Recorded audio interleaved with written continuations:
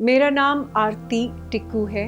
मैं एक विस्थापित कश्मीरी पंडित हूँ। मैं अनंतनाग टाउन, जो कि साउथ कश्मीर में पड़ता है, उस जगह से हूँ। My entire family got displaced in 1990 when Islamist jihad erupted in the valley and drove out 300,000 Kashmiri Pandits who were the Aborigines, the original ethnic minority of Kashmir.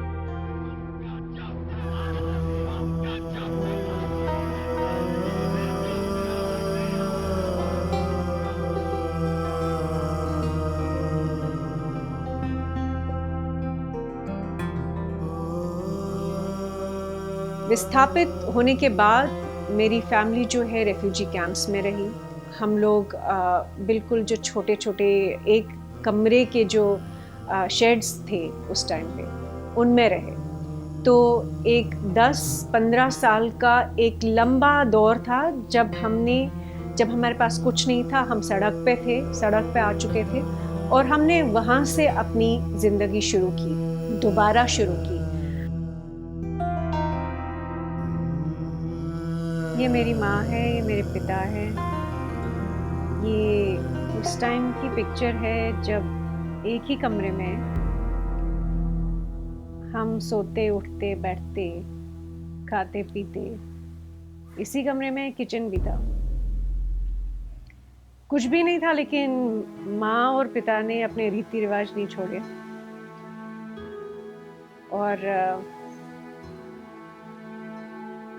इसी कमरे में हमारी पढ़ाई भी हुई, हमारी परवरिश भी हुई। मेरे दादा भी यहीं मर गए, इस चाह में है कि वो वापस जाएंगे किसी दिन अपने घर। मेरे भैया, हम लोग जॉइंट फैमिली हुआ करते थे। जब डिस्प्लेसमेंट हुई तो मेरे भैया को, हम एक कमरे में इतने लोग आ नहीं सकते थे, तो वो लोग रेफ्यूजी कैंप चले गए। और भैया के जो छोटे बच्चे थे वो रेफ्यूजी कैंप में पले बड़े।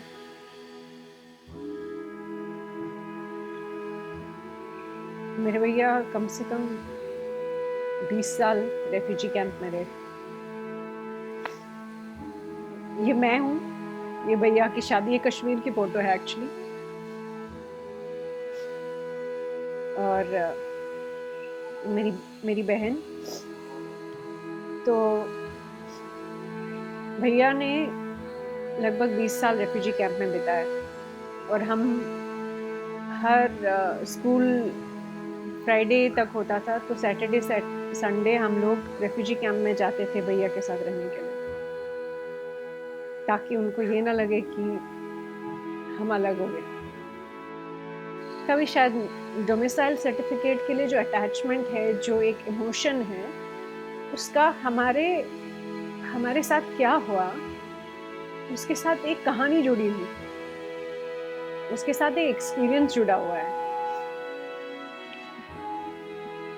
तो वो शायद समझना आसान नहीं है, लोगों को समझना आसान नहीं है कि ये इतनी खुशी की क्या बात है कि आपको एक डॉक्यूमेंट मिल गया।